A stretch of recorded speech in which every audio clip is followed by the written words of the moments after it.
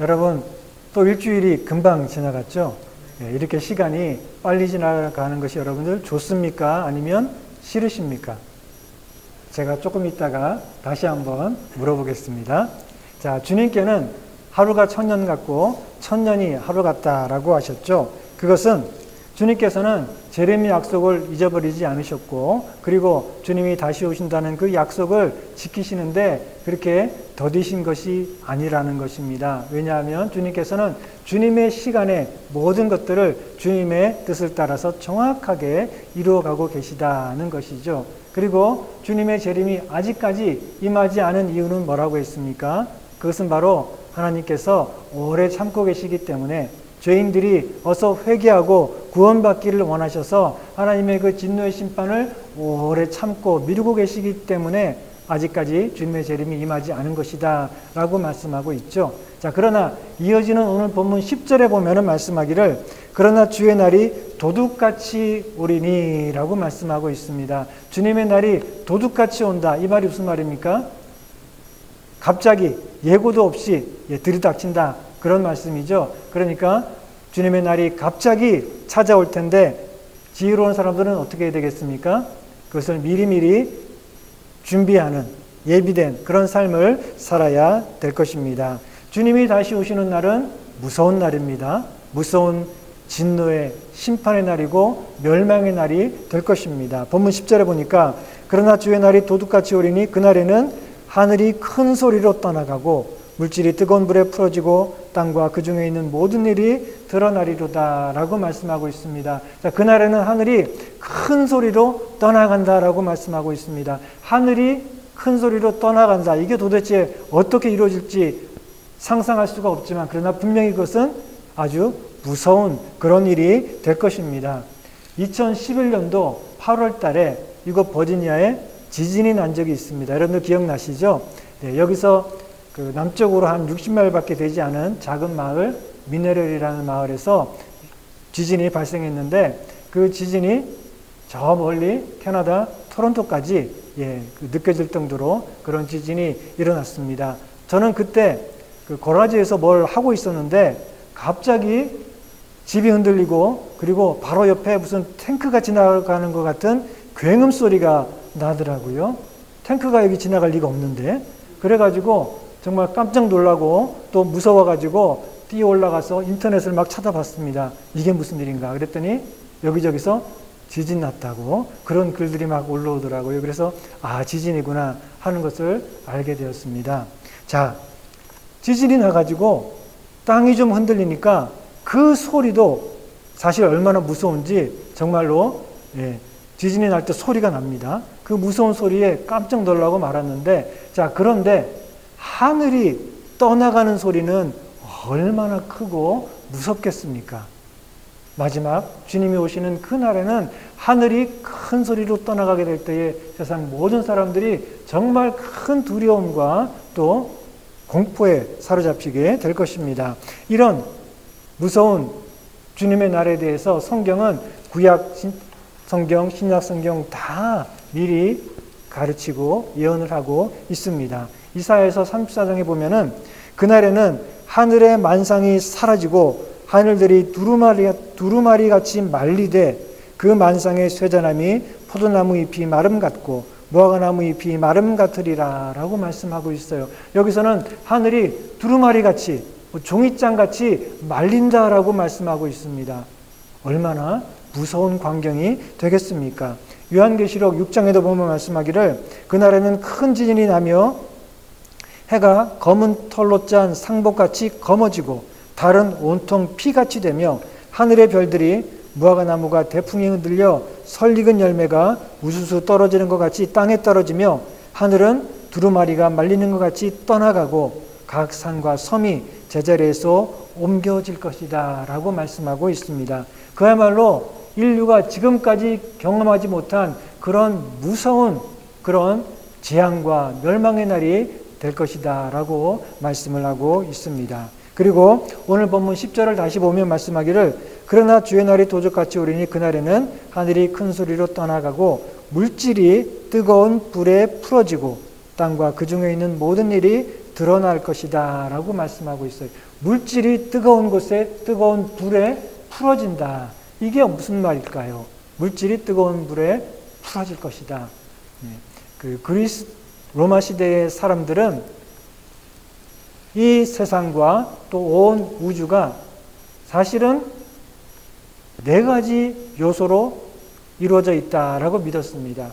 이 세상이 우주가 크고 다양하고 거대하지만 그러나 결국에는 네 가지 요소로 네 가지 물질로 이루어져 있다라고 했는데 그 네 가지가 뭔가 하면은 흙, 사람은 흙으로 지음받았죠. 땅은 다 흙으로 되어 있죠. 흙, 그리고 물, 그리고 불, 그리고 바람. 이 네 가지로 세상 모든 것들과 우주가 구성이 되어 있다. 그렇게 믿었습니다. 오늘날의 과학자들은 모든 물질들은 다 원자, 분자 또는 소립자로 이루어져 있다라고 말을 하죠.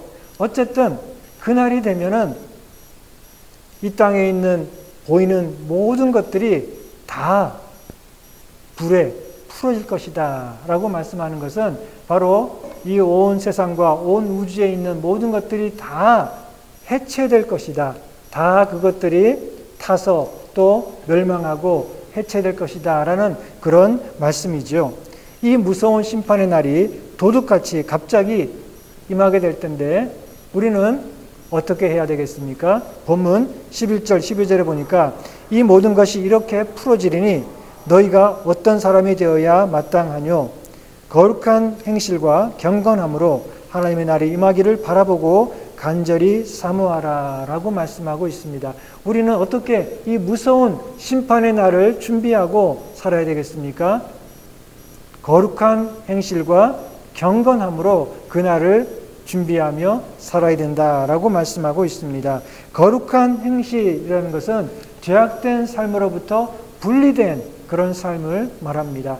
거룩한이라는 말의 뜻은 구별된다, 분리된다 그런 말이죠. 그러니까 거룩한 행실이라는 것은 세상과 구별되고 그리고 죄악된 삶과 분리된 그런 거룩한 행실을 말하는 것입니다. 그리고 경건함이라는 것은 뭔가 하면은 경건함이라는 것은 하나님께 가까이 가고 하나님을 닮아가는 것을 말을 합니다. 자, 그러니까 거룩한 행실과 경건함이라는 것은 무엇이겠습니까? 세상과는 점점 멀어지고 그리고 하나님과는 점점 더 가까워지는 그런 삶을 살면서 이 주님의 날을 기다리고 준비해야 된다라고 말씀하고 있는 것입니다. 중세 시대에는 이 세상과 점점 멀어지고 그리고 하나님과 점점 가까워지고 싶다라고 간절히 생각하는 사람들은 뭘 했냐면은 수도원에 들어가 살고 수도사가 되었습니다. 모든 걸 다 버리고 수도원에 들어가서 수도사가 되어서 살면은 세상과 완전히 분리되고 멀어지고 그리고 하나님께 더 가까이 나아간 그런 거룩한 경건한 삶을 살 수 있을 것이라고 생각해서 수도원 운동이 있었고 또 수도사들이 많이 있었습니다.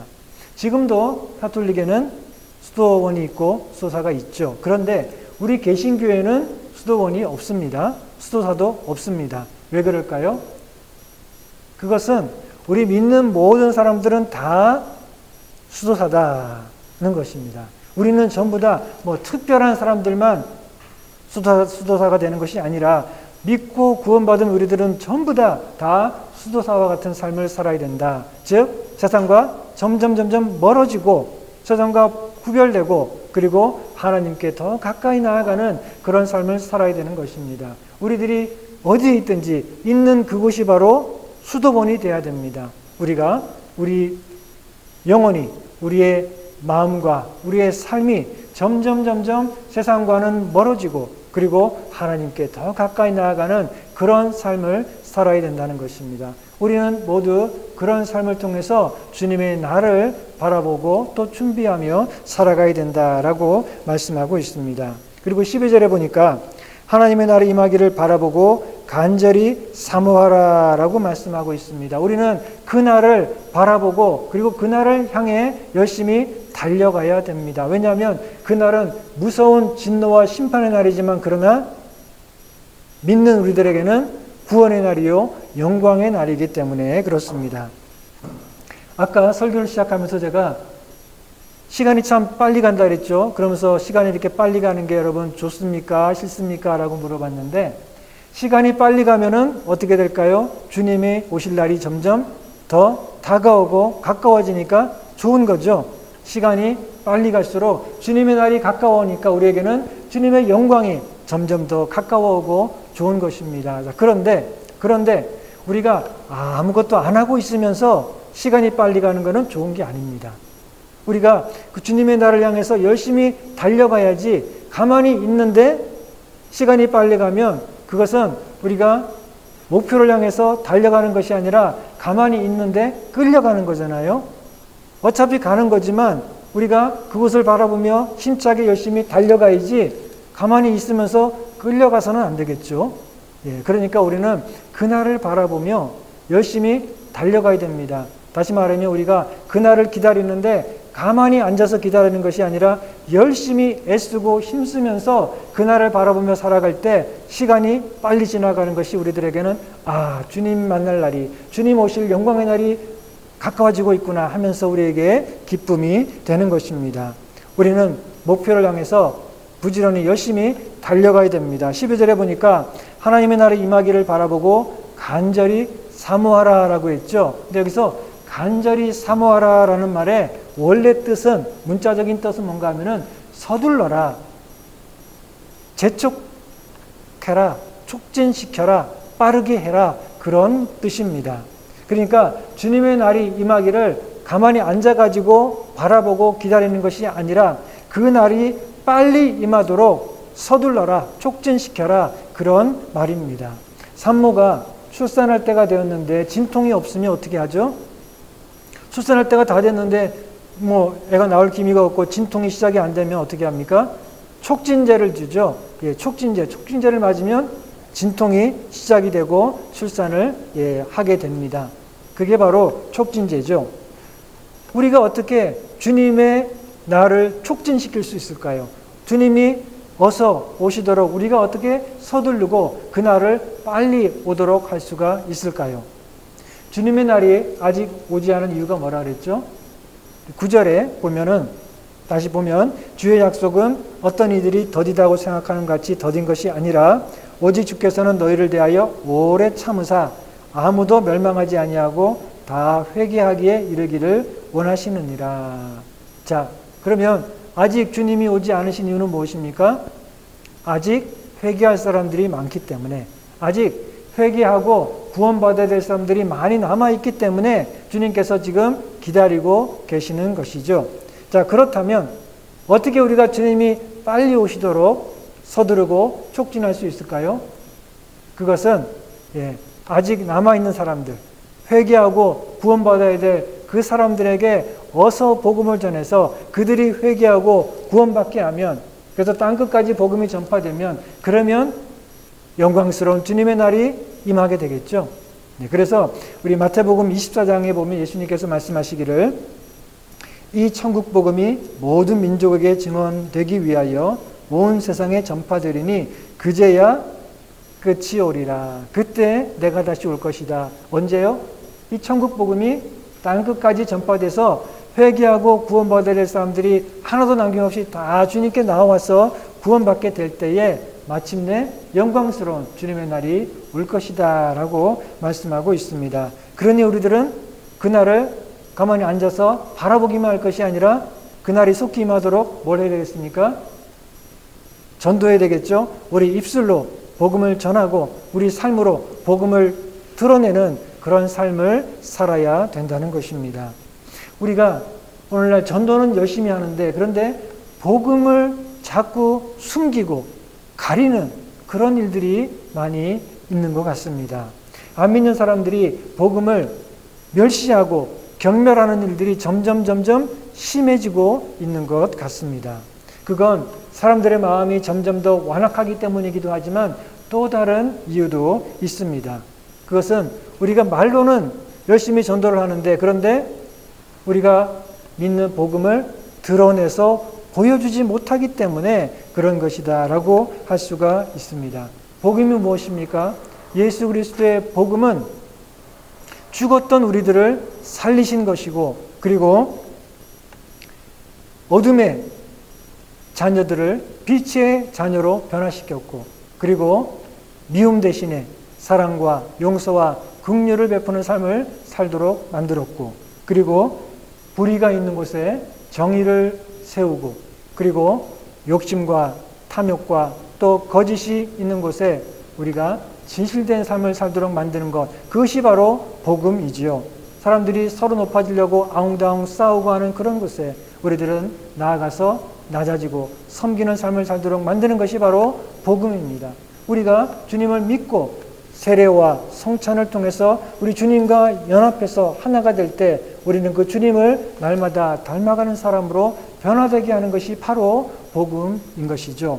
그런데 우리는 그 복음을 제대로 보여주지 못하기 때문에 많은 사람들이 복음을 제대로 이해하지 못하고 오히려 복음을 경멸하고 멸시하는 일들이 있는 것 같습니다. 우리가 입은 변화됐는데 삶은 변화되지 않았기 때문에 그런 거라고 할 수가 있겠죠. 우리가 점점 바리새인들처럼 되는 것은 아닌지 두려운 마음이 듭니다. 예수님께서는 위선적인 말만 잘하는 이 바리새인들을 향해서 책망하시면서 이렇게 말씀하셨죠. 마태복음 23장에 보면 그러므로 무엇이든지 그들이 즉 바리새인들이 말하는 것은 행하며 지키되 그들이 하는 행위는 본받지 말라. 그들은 말만 하고 행하지 아니한다라고 말씀하셨습니다. 우리도 말로는 복음을 열심히 전하는데 그런데 정작 우리가 그 복음대로 살지 않으면 어떻게 사람들이 우리가 전하는 복음을 듣고 또 믿을 마음이 생기겠습니까? 염색약을 파는 사람이 이 약이 얼마나 좋은지 모릅니다. 이 약 사용하는 게 너무 간편하고요. 이 약을 하면은 아주 머리가 예쁘게 잘 염색이 됩니다. 하고 선전을 하는데 그런데 정작 자기는 귀찮아가지고 염색을 안 하고 머리가 하얘가지고 그 염색약 팔러 다니면 잘 팔리겠습니까? 누가 그 사람 말 믿고 그 염색약을 사겠습니까? 마찬가지로 우리도 복음을 전하는데 이 좋은 복음을 전하면서 우리는 그 복음대로 살지 않고 복음을 따라 변화된 모습을 보여주지 못하면 사람들이 어떻게 그 복음이 좋은 줄 알고 그 복음을 믿고 또 구원받을 수 있겠습니까? 그러니 우리는 가만히 앉아서 주님의 날을 기다리는 것이 아니라 힘쓰고 애쓰며 그 날을 기다려야 되는데 나아가서 입으로 복음을 전할 뿐만 아니라 우리 삶으로 변화된 모습으로 복음을 보여줄 수 있는 그런 삶을 살아야 된다는 것입니다. 주님의 날은 무서운 심판의 날이지만 또한 믿는 자들에게는 구원의 날이죠. 그날은 멸망의 날이지만 또한 동시에 새로운 창조의 날입니다. 본문 12절 13절에 보니까 말씀하기를 그날에 하늘이 불에 타서 풀어지고 물질이 뜨거운 불에 녹아지려니와 우리는 그의 약속대로 의가 있는 곳인 새하늘과 새 땅을 바라보는도다 라고 말씀하고 있습니다.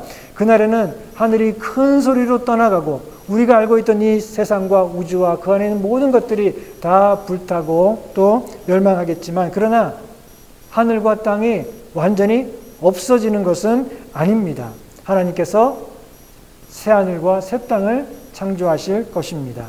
이사야서 65장에 보면 말씀하기를 보라 내가 새하늘과 새 땅을 창조하나니 이젠 것은 기억되거나 마음에 생각나지 아니할 것이다 라고 말씀하고요. 요한계시록 21장에 보면 말씀하기를 또 내가 새하늘과 새 땅을 보니 처음 하늘과 처음 땅이 없어졌고 바다도 다시 있지 않더라 라고 말씀하고 있습니다. 하늘과 땅과 그 안에 있는 모든 것들이 다 불에 풀어지고 녹아지고 불타고 멸망하겠지만 그러나 하나님께서는 새하늘과 새 땅을 창조하실 것입니다. 새하늘 새 땅 할 때 이 새롭다는 이 말은 헬라어에 보면은 새롭다는 단어가 두 개가 있습니다. 하나는 네오스라는 말인데 이 네오스라는 말은 새롭다는 뜻인데 시간적으로 새롭다는 말입니다. 다시 말하면 예전에는 없던 것이 새롭게 생긴 것, 그것을 네오스라고 합니다. 새롭다는 뜻이지만 그것은 시간적으로 새롭기 때문에 예전에 없던 게 새롭게 생기는 것입니다. 그리고 또 카이노스라는 말도 있는데 이것도 새롭다는 것이지만 이것의 뜻은 질적으로 새로운 것을 말합니다. 원래 있던 건데, 없던 게 새로 생기는 게 아니라 원래 있던 건데 그 있던 것이 완전히 본질적으로 새롭게 변화된 것을 말할 때 이 카이노스를 말합니다. 자, 새하늘과 새 땅이 임하게 될 텐데 하나님께서 새하늘과 새 땅을 창조하시는데 그 새하늘과 새 땅은 어떻게 새로운 땅일까요? 그 전에 없던 것이 전혀 우리가 모르고 알 수 없던 것이 새롭게 뚝 생기는 것이 아니고 원래 있었지만 그러나 그것을 하나님께서 완전히 새롭게 변화시키는 그런 새하늘과 새 땅을 말씀하는 것입니다. 자, 그러니 그 새하늘과 새 땅이 임할 때 우리는 여전히 우리로 남아있을 것입니다. 우리의 몸은 그대로 있을 거예요. 우리가 갑자기 천사처럼 되는 게 아니죠. 우리가 여전히 몸을 가지지만 그 몸이 변화됩니다.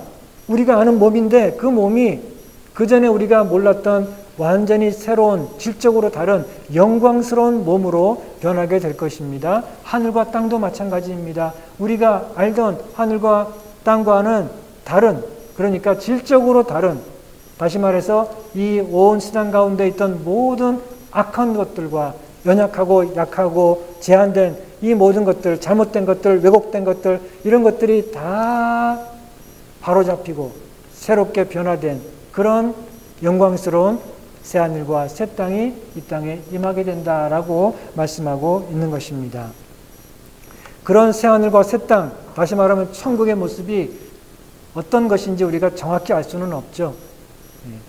요한계시록에 보면 새하늘과 새 땅, 천국의 모습이 묘사되어 있지만 그거는 상징적인 언어로 되어 있기 때문에 그것을 우리가 떠올려가지고 하늘에 가면은 길바닥에 보석들이 다 깔려있고 그런 식으로만 생각해서는 안 됩니다. 그것은 천국이 얼마나 참으로 귀하고 찬란하고 영광스러운지를 다 표현할 수 없기 때문에 상징적인 언어로 우리에게 보여준 것입니다. 분명한 것은 뭔가 하면은 그 새하늘과 새 땅은 우리가 상상하는 것 이상으로 찬란하고 영광스러운 곳이다 하는 것입니다. 가끔 가다가 천국에 갔다 왔다는 사람들이 있죠. 그래서 간증하는 사람들이 있습니다. 그런 사람들 말에 현혹되지 마십시오. 어떤 사람들은 자기가 잠깐 죽어가지고 천국에 갔더니 천국이 얼마나 아름답고 좋은지 멋진 2층 양옥집에 보니까 집마다 멋진 자가용이 한 대씩 다 있고 그리고 앞뒤로 파란 잔디가 깔려 있고 이렇게 얘기하는 사람들이 있어요. 정말 천국의 모습이 그럴까요? 만약에 옛날에 신라시대, 조선시대에 천국에 갔던 사람이 있다면 그 사람은 어떻게 말을 할까요? 내가 천국에 갔더니 집마다 가마가 한 대씩 다 있고 말이 2마리씩 다 있고 사람들이 하루 3끼 흰쌀밥에 고깃국을 먹는 정말 너무 좋은 것입니다. 이렇게 얘기를 아마 할 거예요. 자, 여러분 그런 천국이라면 여러분들 정말 좋다고 생각이 드십니까? 아니죠. 우리가 볼 때는 지금 보면 그게 무슨 그런 생각이 들죠. 그거는 사람들이 자기가 생각할 때, 자기가 아는 범위에서 생각할 때 가장 좋은 것을 묘사하다 보니까 그런 얘기를 하는 거죠. 그러니 천국에 갔다 온 사람들의 그런 간증이라고 하는 건 실제로 천국의 모습이 아니라 자기 마음 속에서 나온 거라고 할 수 있으니 그런 말을 믿어서는 안 됩니다. 분명한 것은 천국은 우리의 말로 언어로 표현할 수 없고 상상할 수 없는 그런 찬란하고 영광스러운 곳이다라는 그런 사실이죠. 자, 그런데 그보다 더 중요한 게 있습니다. 여러분, 천국이 왜 좋은가요? 천국 가는 게 왜 좋습니까? 그것은 천국에는 죄가 없고 그리고 하나님이 친히 우리 가운데 우리와 함께 사실 것이기 때문에 그렇습니다. 우리 요한계시록 21장에 보면 말씀하기를 내가 들으니 보좌에서 큰 음성이 나서 이르되 보라 하나님의 장막이 사람들과 함께 있음에 하나님이 그들과 함께 계시리니 그들은 하나님의 백성이 되고 하나님이 친히 그들과 함께 계셔서 모든 눈물을 그 눈에서 닦아주시니 다시는 사망이 없고 애통하는 것이나 곡하는 것이나 아픈 것이 다시 있지 아니하리니 처음 것들은 다 지나갔음이라라 라고 말씀하고 있습니다. 자, 새하늘과 새 땅이 임하면은 그러면 하나님께서 친히 우리들 가운데 거하셔서 우리와 함께 사신다라고 말씀하고 있습니다. 그게 좋은가요? 여러분들? 그게 좋을까요? 좀 불편하지 않을까요? 좀 부담스럽지 않을까요? 하나님이 갑자기 바로 내 옆에 항상 같이 계신다면 좀 무섭거나 두렵거나 불편하거나 뭐 그런 생각이 들지 않습니까? 어떤 아이가 어릴 때 부모님 손을 놓쳐가지고 잃어버렸어요. 부모를 잃어버리고 길거리에서 거지처럼 살았습니다. 10년을 그렇게 살다가 부모가 마침내 이 아이를 찾아내서 데리러 왔어요. 그리고 이 아이를 집으로 데려갑니다. 자, 이 아이는 너무 좋죠. 자, 그래서 이제는 엄마 아빠 집에 가서 엄마 아빠랑 같이 살게 됩니다. 너무 좋은데 한편으로는 걱정합니다. 엄마 아빠랑 같이 산다고? 하루 종일? 밥도 같이 먹고? 엄마가 내 일거수일투족을 다 보고 좀 불편하지 않을까? 좀 부담되지 않을까? 그냥 그 전에 친구들이랑 맨날 길거리에서 뒹굴고 내가 하고 싶은 대로 먹고 싶으면 먹고 자고 싶으면 자고 그렇게 살던 게 더 편하지 않았을까? 그런 생각이 아마 들지 모릅니다. 자, 그러나 이 아이가 엄마 아빠 집으로 가서 그 엄마 아빠의 사랑과 돌보심을 받고 같이 살다 보면 어떤 생각이 들까요? 엄마 아빠랑 같이 사는 게 이렇게 좋구나. 엄마 아빠가 나를 이렇게 책임지고 돌보고 늘 같이 있는 게 이렇게 좋구나 하고 너무 좋아서 이제 다시는 엄마 아빠 잃어버리지 않으려고 맨날 그 손을 꼭 잡고 다니겠죠. 마찬가지로 우리도 지금 우리는 길거리에서 뒹구는 거지처럼 그렇게 살고 있기 때문에 하나님과 함께 산다는 것이, 함께 사는 것이 얼마나 좋은지를 상상할 수 없고 알 수가 없는 것이죠. 그러니 아마도 그런 생각이 들 수 있어요. 하나님께서 우리와 친히 함께 계셔서 늘 같이 사신다는 게 어쩜 무섭거나 불편하거나 부담스럽지 않을까 그런 생각이 들 수 있지만 그것은 우리가 아직 그 아버지의 집에 가지 않았고 그 아버지와 함께 사는 것이 얼마나 좋은지 모르기 때문에 그런 것이죠. 그러나 언젠가 우리가 우리 아버지의 집에 가고 그 아버지와 함께 사는 그 복된 날을 우리가 맞이하게 된다면 그러면 어떻게 될까요?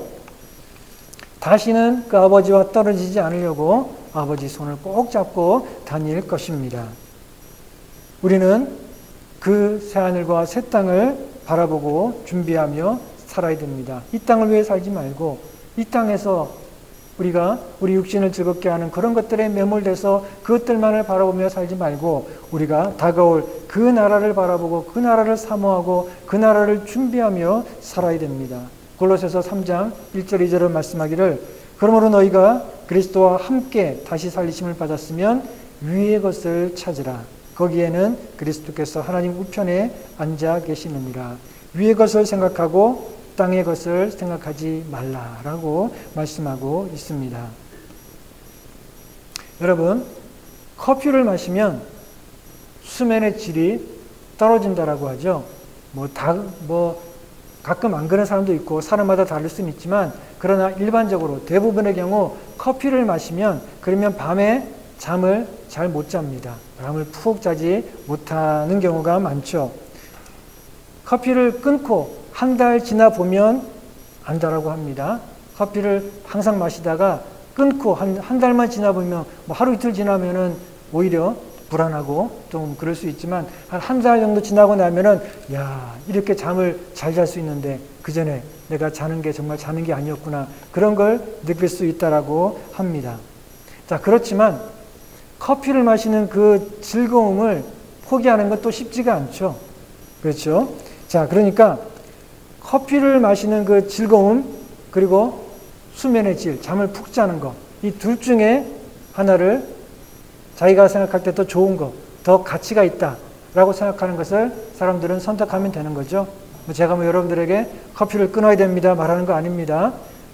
본인이 각자 생각할 때 커피를 마시는 그 즐거움하고 그리고 잠을 푹 자는 거하고 둘 중에 어느 게 더 나한테 가치가 있고 더 좋은지를 선택하면 되는 것이죠. 사람들은 항상 선택하고 결정하며 살아가죠. 내셔널 지오그래피 잡지에 보면 한 연구에 의하면은 사람들은 하루에 150번이 넘는 그런 선택과 결정을 하며 살아간다라고 합니다.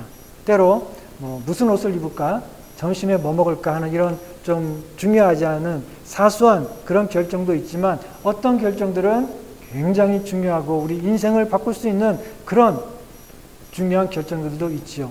자, 그러나 이 모든 결정과 선택 가운데 가장 중요한 것은 바로 이것입니다. 우리가 내가 하고 싶은 대로 내 마음대로 살다가 보면 그러면 우리가 죽어서 지옥에 가게 될 것입니다. 그러나 내가 내 마음대로 사는 것이 아니라 힘들어도 하나님 말씀대로 믿음으로 살려고 하면 그러면 죽어서 천국에 가게 될 것입니다. 자, 지금 내가 당장 하고 싶은 거, 나를 즐겁게 하는 거, 그것 실컷 하면서 죽어서 지옥에 갈까? 아니면 지금은 힘들어도 내가 하고 싶은 거 참고 하나님 말씀대로 살려고 애쓰고 인내하며 살다가 천국에 갈까? 이 둘 중에 사람들은 하나를 선택하며 살아가고 있습니다. 어느 게 더 자기에게 중요할지, 어느 게 더 자기에게 가치가 있는지를 보고 하나를 선택하면 되는 거죠.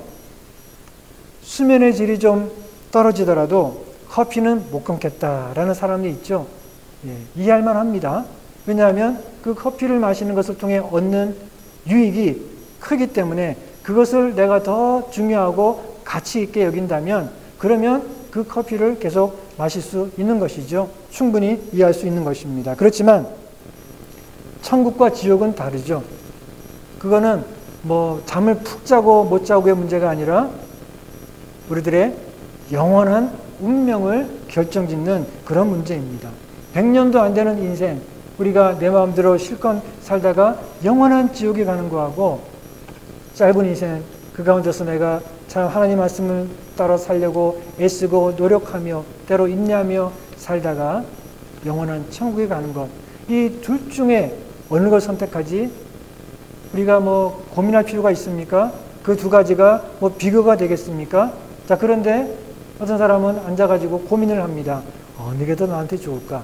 어느 게 더 나한테 유익하고 가치가 있을까? 그러면서 지금 이 천국과 지옥을 이렇게 재보면서 어느 걸 선택할까?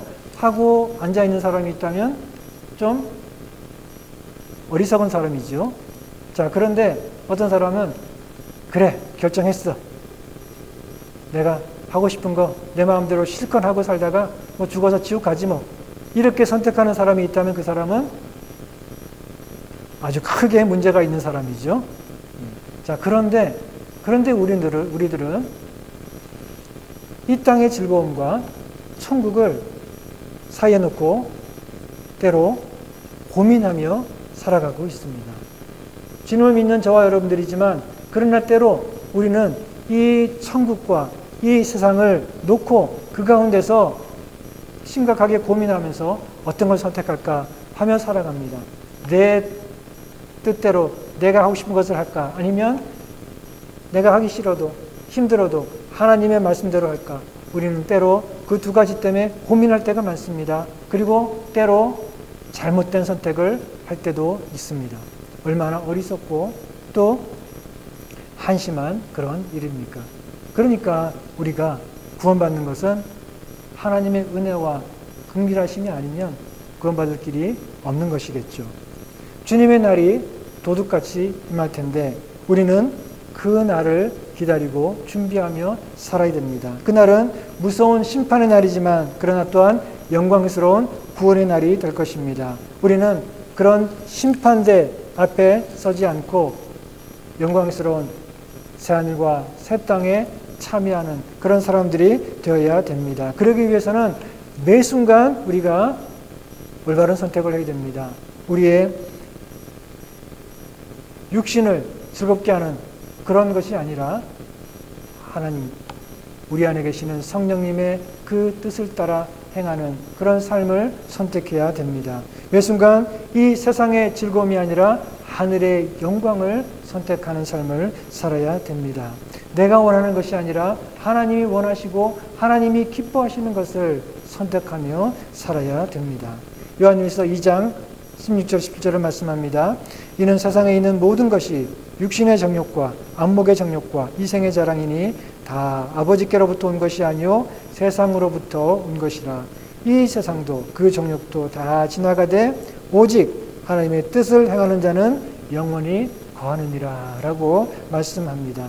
사랑하는 성도 여러분, 날마다 거룩한 행실과 경건한 삶으로 점점 세상과 멀어지고 그리고 점점 하나님과 더 가까워지는 그런 삶을 살아가시기를 주님의 이름으로 축원합니다.